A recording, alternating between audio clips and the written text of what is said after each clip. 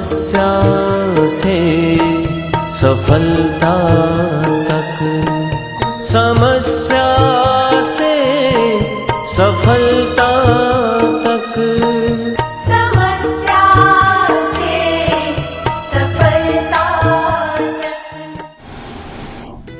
नमस्ते स्तु महामाये श्रीपीठे सुरपूजिते शंखचक्रगदाहस्ते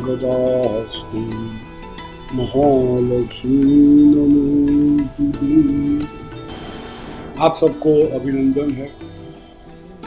दीपावली आ रही, दीपावली का शुरुआत में आपको अभिनंदन देता हूँ। बहुत लोगों के प्रश्न आते थे कि दीपावली का इतना महत्व क्या है,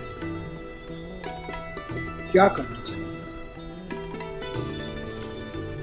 हमारे वहां द्वादशी से शुरुआत होती है दिवाली की।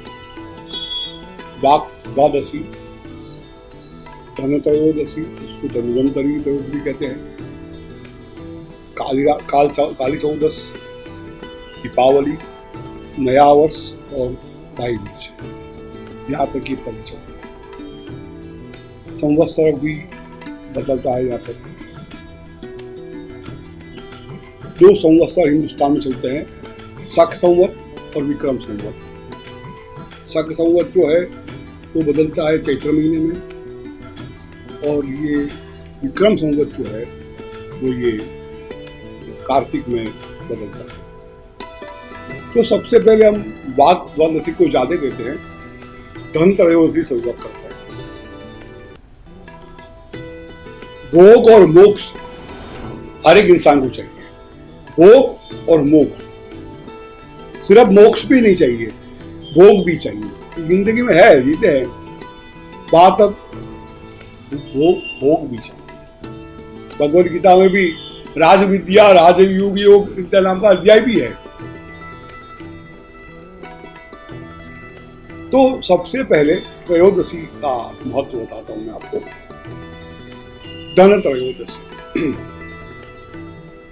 इस दिन घर में जो सोना चांदी होती है उसकी पूजा की जाती है। बहुत अच्छे प्रयोग है धन प्राप्ति का। मैंने ये किया है कि समस्या से सफलता का ले जाने वाला ये पर्व है। 4 दिन 5 दिन जो है, ये 5 दिन इतने महत्व के हैं कि आपको सफलता की ओर ले जाएगा। श्रद्धा होनी चाहिए भैया, मैं कहता हूं इसलिए नहीं, मेरा अनुभव है और मुझे पूर्ण श्रद्धा है कि ये नहीं जाता। तो सबसे पहले धनत्रयोदशी का 2 प्रयोग होते हैं, एक धन त्रयोदशी और दूसरा उसका नाम है धन्वंतरी त्रयोदशी। पहले धन की बात करते हैं। आचार्य चाणक्य किसी ने पूछा कि सुखस्य मूलम किम, तो आचार्य चरण ने कहा कि धर्मम। दूसरा प्रश्न किया, धर्मस्य मूलम किम, तो आचार्य बोले कि अर्थम। तो हम अर्थ की शुरुआत करें। तो धन त्रयोदशी का जो पूजन है वो लक्ष्मी प्राप्ति के लिए होता है। आपके वहां थोड़ा बहुत सोना भी पड़ा होगा, मंगलसूत्र हो, बीटी अंगूठी हो या कान की बुटिया, कुछ भी हो अपने पास, या ज्यादा भी धन हो कम भी धन हो, चिंता मत करो। एक पीला कपड़ा डालकर, माँ लक्ष्मी का आसन पीला होना चाहिए। चने की दाल जो है उसका अष्टदल करो, और उस अष्टदल के अंदर एक अच्छी तांबे की या चांदी की डिश हो, उसके अंदर अपना सोना रखो, पैसा भी रखो, और 11 आवर्तन, कम से कम 108 करोड़ बहुत अच्छा है कि 11 आवर्तन श्री सूक्त के गन्नी का रस मिल जाए सबसे उत्तम है। गन्नी का रस ना मिले तो पंचामृत ले लो या सिर्फ गाय का दूध ले लो, और गाय के दूध से उसको किसी करो। महालक्ष्मी श्री सूक्त जो है ना वो महालक्ष्मी का आवाहन ही है। 15 सूक्तों के ताम आव हो 1500 बार का है। तो उसका पूजन करके चंदन, गोरोचन या जो भी उपस्थित हो पुरुष नाम है कंकु, कंकु से हल्दी से माल की पूजा करो और उसको रात भर वहाँ अखंड दिया रख के रखो। ओम श्री सूक्त भी नहीं आता है तो ओम श्रीम नमः, ओम श्रीम नमः, ये तो आएगा श्रीम नमः, छोटा सा मंत्र बीज मंत्र महालक्ष्मी का है, इसका जाप करके करके पूजन करो। उसको लाल फूल, सुगंधी फूल माँ को पसंद है और उसको नैवेद्य, खीर का नैवेद्य माँ को लगाओ। आरती पूजा जो भी विधि आपकी परंपरा से होती है करो, तो अवश्य में हो लक्ष्मी की प्राप्ति। छोटा सा प्रयोग, बाकी तंत्र विद्या में बहुत बड़े बड़े प्रयोग है उसके अंदर लक्ष्मी को लाने के लिए, तो उसकी चर्चा यहाँ नहीं करूंगा। उसका दूसरा ही दिन है धन्वंतरी। भगवान धन्वंतरी दुनिया के पहले वैद्य है। समुद्र मंथन के समय अमृत का कलश लेके एक रत्न के रूप में समुद्र से बाहर पधारे थे। भगवान विष्णु का अवतार माना गया है।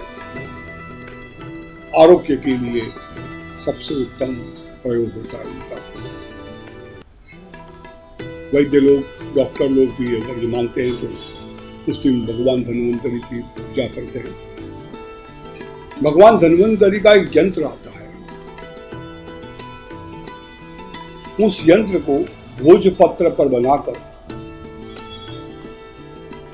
ओम धम धन्वंतरियै नमः इस मंत्र का जाप, या कुछ भी नाम है ओम धम बीज मंत्र है उसका, उस बीज मंत्र का जाप करके तुलसी का एक छोटा सा पत्ना या बेल का एक मूल का मिल जाए, कोई बेलपत्र का कोई डाली मिल जाए छोटी सी, उस यंत्र में लपेट कर अपने पास रखो। और भी प्रयोग है, लेकिन इससे क्या होगा, आपको बीमारियां कम हो जाएंगी, राहत होगा। जो मेडिकल आप दवा लेते होंगे उस दवा का फर्क पड़ना शुरू हो जाएगा। श्रद्धा होनी चाहिए। ये दिन भगवान धन्वंतरी की पूजा करके यदि आप रखोगे, और भी प्रयोग है, कोई आप जानना चाहो बताऊंगा मैं आपको, और 100% तबीयत अच्छी हो जाए, जैसे भगवान धन्वंतरी की पूजा, इसका अश्वनी कुमार की पूजा भी, जो महाभारत की स्वरूपा को बताए गए। आंखों का प्रयोग भगवान उसका अपने उपनिषद के अंदर, चक्षुषोपनिषद उपनिषदों के अंदर है आंखों का प्रयोग। फिर शरीर की बीमारियों का प्रयोग, कैसी भी बीमारी हो, भगवान अश्विनी कुमार के प्रयोग श्रीमद् भागवत महाभारत के अंदर बताए गए हैं। उसकी भी हम चर्चा करेंगे, समय मिलेगा तो आप लोगों के साथ। अभी तो धन्वंतरी के दम रुकते हैं और ये प्रयोग करके आप अपने उससे जरूर आपको लाभ होगा। अब आती है कालरात्रि। हमारी परंपरा, भारतीय परंपरा के अंदर 3 दिनों का महत्व है, 3 रात्रि का महत्व है। कालरात्रि, महारात्रि और मोहरात्रि से धारणा। एक मोहरात्रि है जिस दिन पूर्ण पुरुषोत्तम भगवान श्री कृष्ण का प्राकट के दिन है। उसी दिन माँ भवानी, कोल्हापुर की महालक्ष्मी का भी प्रादुर्भाव दिन है, उसको मोहरात्रि कहते हैं। उस दिन प्रभु ने, महामाया ने पूरे विश्व को मोहित कर दिया था, इसलिए वो मोहरात्रि कहलाती है। उसका महत्व है। एक शिवरात्रि को महारात्रि कहते हैं। भगवान शिव ने पशु और मनुष्य दोनों पे कृपा की। जाने अनजाने में भगवान की पूजा हुई थी। भगवान तो बहुत भोलेनाथ है, कैसे भी पूजा कर लो वो उसको स्वीकार करते हैं। वो कथा तो आपने वो सुनी होगी, तो उसके महारात्रि कहते हैं। और माघ महीने में आता है, इसलिए तो महाशिवरात्रि कहते हैं, महारात्रि कहते हैं। और तीसरी रात्रि जो भी आ रही है वो कालरात्रि। चतुर्दशी ऐसे माँ को प्रिय है। अष्टमी, नवमी और चतुर्दशी जगदम्बा की उपासना के लिए सबसे बेस्ट होते हैं। मंत्र साधकों के लिए उस दिन भगवती महाकाली की पूजा। रात्रि शब्द का एक जगह अर्थ दिया है अज्ञान, और अज्ञान से बाहर निकालने वाली महाकाली और महासरस्वती, उसकी उपासना उस दिन की जाए। तो बच्चों को अगर विद्या नहीं आती है तो विद्या प्राप्ति के लिए कई बच्चे फरियाद करते हैं, हम अभ्यास करते हैं, कर नहीं पाते हैं। थोड़े दिन में हम कुछ प्रयोग भी शुरू करने वाले स्कूलों के अंदर, कॉलेजों के अंदर, कि भाई हम विद्या कैसे प्राप्त की जाए। हर बच्चे में हो सकती है। हमारी फिलोसॉफी ये मानती है कि हर इंसान में भगवान है, हर चीज में भगवान है। तो हर बच्चों जो फेल होता है, नपास होता है, उसमें भी भगवान है। ये क्यों होता है, उसके रास्ते हम दिखाने वाले थोड़ी टाइम के बाद, मंत्र थेरापी के बाद, मंत्र योग के बाद।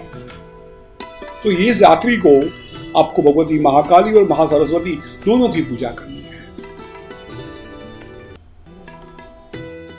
ये पूजा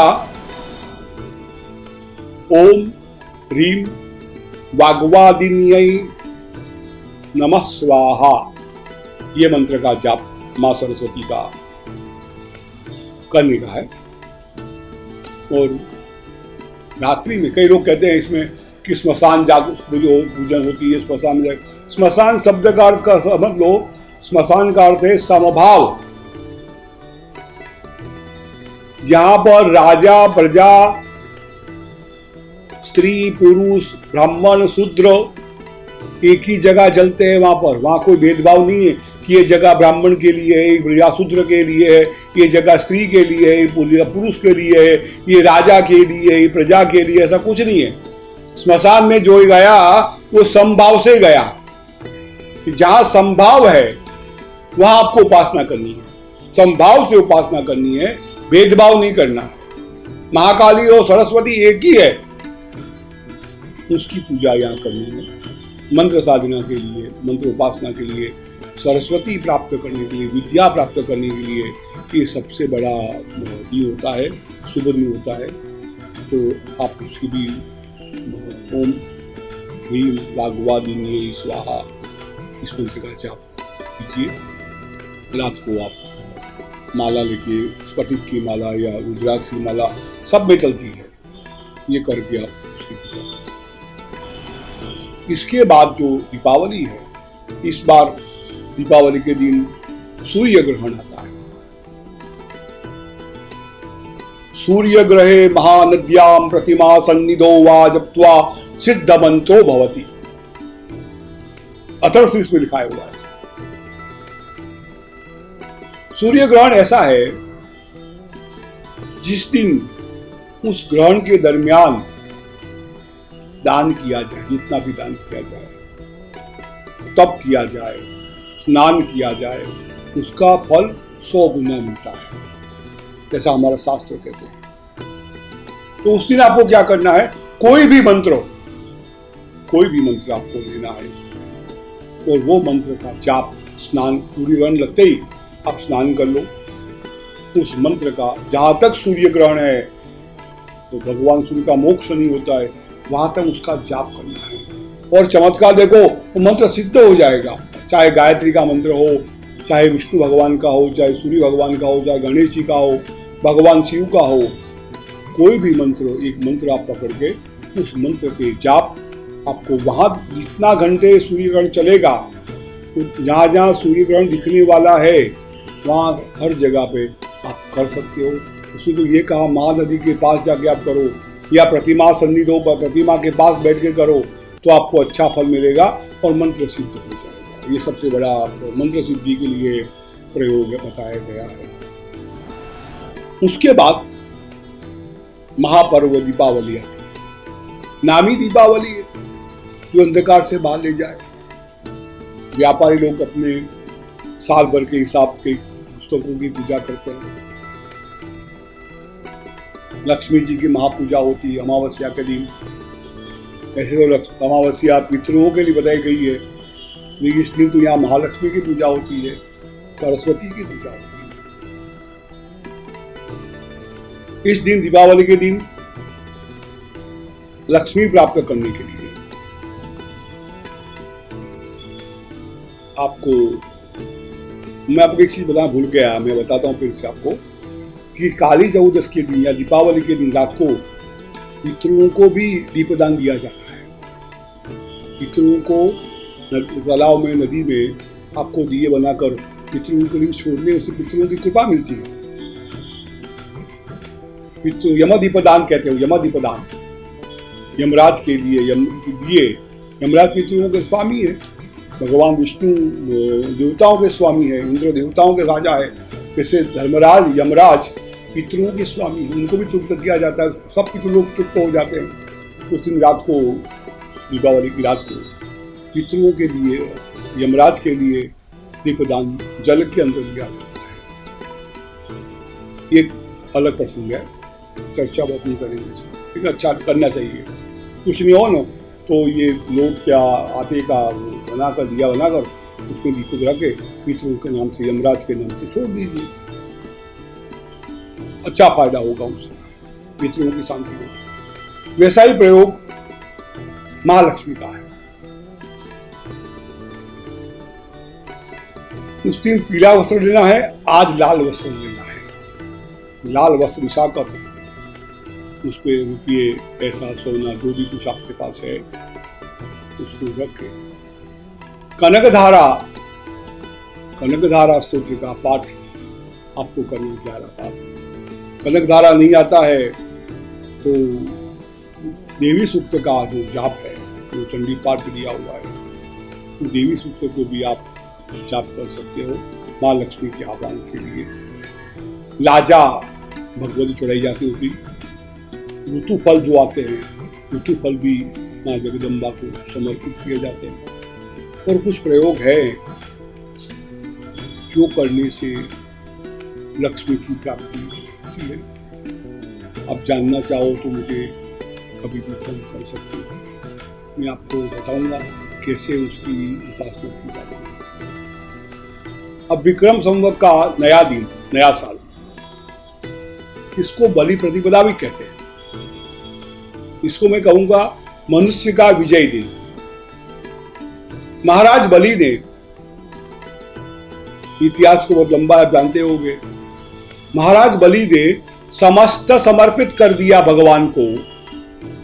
जब प्रभु ने कहा तीसरा चरण कहां रखूं, 2 चरण में पृथ्वी और ब्रह्मांड को माप लिया मैंने, तीसरा चरण कहां रखूं। उनकी पत्नी जो थी उनके कान में कहा तो अपना सिर रख दो भगवान के सामने, अपने आप को सौंप दो। सर्वधर्मान परित्यज्य मामेकम शरणं व्रज। उन्होंने अपना सर प्रभु के चरणों में छोड़ दिया। प्रभु ने उनको पाताल में डाल दिया। आज का दिन, नया साल, बलि प्रतिपदा के कहते हैं। उस दिन प्रभु उनके बंधन में आ गए। जब आप किसी के सरेंडर हो जाते हैं, किसी के शरण में चले जाते हो, अपने आप को पूरा सौंप देते हो। एक स्त्री हम शादी करके आते हैं तो हमारी पूरी जवाबदारी बनती है उसको खुश प्रसन्न रखने की, क्योंकि वो हमारे को सब कुछ सौंप देती है। अपनी माता पिता, भाई बहन सबको छोड़ के, अपनी माल मिलकर छोड़ के हमारे पीछे आती है। तो पुरुष को जवाबदारी बनती है वो उसको प्रसन्न रखती है। तो ऐसे भगवान को अपने आप को सौंप दे तो भगवान की भी जवाबदारी बनती है हमें प्रसन्न रखने की। राजा बलि को तो पाताल में डाल दिया और भगवान बंधन में आ गए उनके। तो कहते हैं राजा तुझे क्या तेरी क्या सेवा करूं। बोले मेरे द्वारपाल बन जाओ। जिसका द्वारपाल स्वयं नारायण होगा उसको और क्या करूं। ये मनुष्य का विजय है। बलि मनुष्य थे। मनुष्य को ये सीखना है आज के दिन, अपने आप को समर्पित कर दो भगवान को। हम क्या करते हैं, सिर्फ समस्याएं समर्पित करते हैं। जो सुख मिलता है ना वो भगवान को समर्पित नहीं करते। हमें सुख भी भगवान को समर्पित करना है। अपने आप को भगवान को समर्पित कर दो। ये गीता का भी सार है। आखिरी श्लोक में भगवान क्या, सर्वधर्मान परित्यज्यो, मेरे पास आ जा, मेरे शरण में आ जा। जो भगवान शरण में जाता है उसका भगवान भी दास बन जाता है। भगवान भी उसका सेवक बन जाता है, उसकी जवाबदारी लेनी पड़ती भगवान को भी। क्योंकि देखो संत महात्मा थे ना, वो बल कहते थे जो भगवान को करना हो करे, अपने प्रसंगों में भी कोई प्रयत्न नहीं करते थे और भगवान को आके उसकी लाज रखनी पड़ती थी। कई कथाएं हमने सुनी। तो जब सौंप दोगे तो मनुष्य का पूरी जिम्मेदारी भगवान की आती है, भगवान को सब कुछ करना पड़ता है। इसलिए मनुष्य अगर चाहे तो भगवान को भी अपना बना सकता है, भगवान से भी जो चाहे वो काम निकाल सकता है। कि कब? जब वो भगवान को अपने आप को। तो इस दिन भगवान नारायण को अपनी समर्पित भावना दे दो, अपने गुरु को अपनी समर्पित भावना दे दो। हम आपके हो गए प्रभु, अब आप जो करोगे सही है। इसलिए इसको मैं मनुष्य के विजय का दिन कहता हूं, उसको बलि प्रजा बता बलि। और दूसरे दिन भाई बीज। अपने परिवार के सिवाय मनुष्य को आनंद भी नहीं आता, कहीं भी नहीं आता। चाहे वो झगड़ा करे, चाहे प्रेम करे, ठीक है। अपने कोई अच्छा प्रसंग हो रहा है, शादी ब्याह हो रहा है, और अपने माता पिता नहीं आए, अपनी पत्नी नहीं, अपने बच्चे नहीं आए, तो प्रसंग में अगर हिंदुस्तान के सीएम पीएम भी आ जाए ना, तो आपको आनंद नहीं आएगा। कोई ऐसे कुछ प्रसंग ऐसे होते हैं जब अपने लोग अपने पास चाहिए, अपने लोग जो अपने इस शरीर के जो संबंध रखते हैं, इस शरीर के आत्मा के साथ संबंध है, उनकी जरूरत पड़ती है। भाव में जो उसके नाम बना है, यमराज की बहन थी यमुना जी, 3 भाई बहन थे, यम, यमी और शनि। ये सूर्य नारायण के पुत्र है, यमराज सूर्य के पुत्र है, शनिदेव सूर्य के पुत्र हैं, और यमुना जी सूर्य के पुत्र हैं। अब यमराज तो इतने बिजी थे, लोग आज का ऐसे विधि हो जाते हैं, अपने परिवार को समय दे नहीं पाते। यमुना जी ने सोचा अब कुछ ड्रामा करना पड़ेगा। यमुना जी ने भाई से बात करनी बंद कर दी, बोलना ही बंद कर दिया। यमराज ने सोचा क्या बात है, ये बोलती नहीं है। बहन बोले ना, झगड़ा करे ना अच्छा लगता है। कई बार भाई बहन का झगड़ा अच्छा लगता है। झगड़ा नहीं, बात नहीं, प्रेम नहीं, कुछ नहीं, क्या बात है। यमुना जी ने, तेरे पास टाइम कहाँ है भाई, तू दिन भर बिजी रहता है लोगों को मारने में, ये कर, न्याय करने में, ये करने में, तेरे पास टाइम कहाँ है। तू चाहे तो अपना काम कर, मैं अपना काम करती हूँ। नहीं बहन, आज के दिन, साल में एक दिन तेरा, सब काम छोड़ के तेरे पास आ जाऊंगा। यमुना जी कहते हैं, देख भाई, जिस दिन ये दिन जो आएगा ना, उस दिन कोई भी भाई बहन यमुना जी में स्नान करेंगे, यमुना जल को स्मरण करके भी स्नान करेंगे, तो वो नरक में तो नहीं जाएंगे। याद रखना ना, फिर वचन देना पड़ेगा लोक कल्याण के हेतु। आपको क्या करना, इस दिन अगर परिवार में कोई विषमता है, परिवार में कोई समस्या है, तो आपको क्या करना है, इस दिन यमराज और यमुना जी की पूजा करनी है। यमुना जी यमराज की पूजा करो, 16 पूजा करके उनको नैवेद्य खूब धराओ, तो यमुना जी और यमराज प्रसन्न हो गए, और आपके परिवार में जो समस्या है वो दूर होने के पूरे चांसेस है, वो दूर होगा।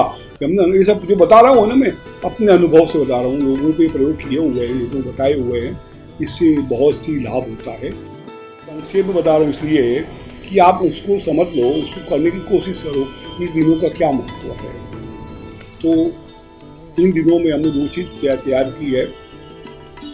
एक तो श्री यंत्र का चित्र जी बनाए हैं,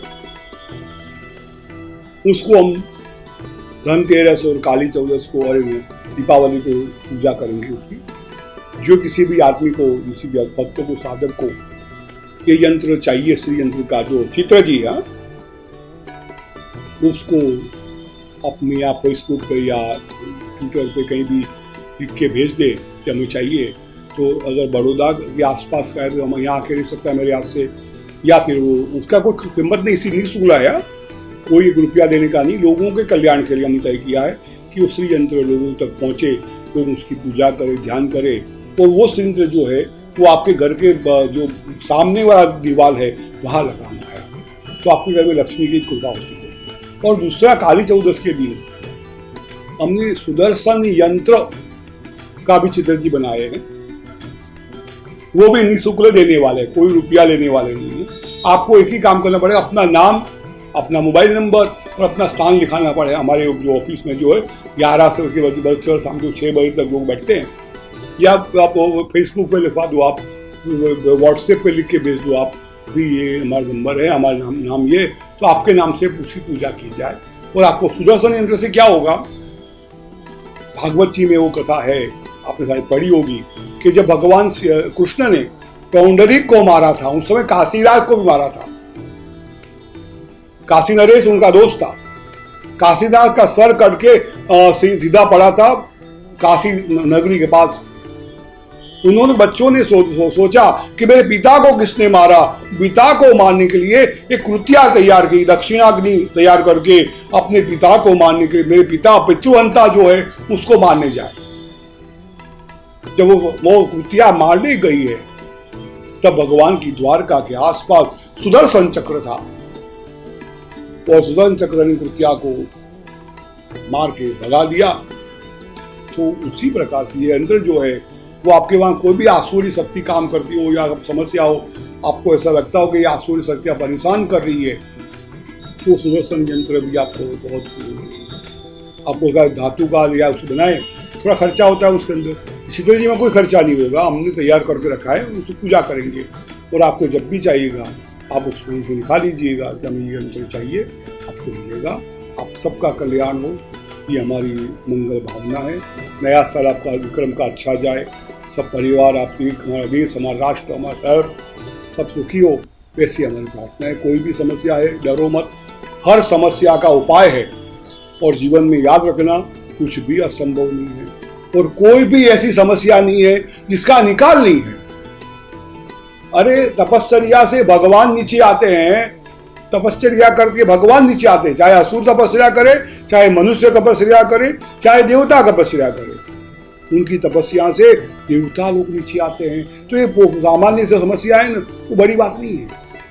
हमारा डर हमें परेशान करता है। डरो मत, कोई भी चीज से डरो मत, सब कुछ अच्छा होगा। यदि तय करोगे, मन से डर निकाल दोगे और मन से तय करोगे कि मुझे वहां पहुंचना ही है, तो दुनिया की कोई शक्ति आपको नहीं रोक सकती। ये बात मान के करना, ये मेरा सिद्धांत है। मैंने अनुभव किया है, कई लोगों को अनुभव ऐसे करवाए हैं कि डर निकाल दो, जो डर निकाल देगा ना बहुत आगे जाएगा। इसलिए अपने आप को पहचानो, अपनी आप शक्तियों को अदा करो। नए साल में सुखी हो जाओ। सर्वे तो सुखिनः सन्तु, सर्वे सन्तु निरामया, सर्वे भद्राणि पश्यन्तु मा कश्चित् दुःखमवाप्नुयात्। किसी को दुख की प्राप्ति ना हो, इसी मां चरणों श्री चरणों में प्रार्थना करो। जय भगवान।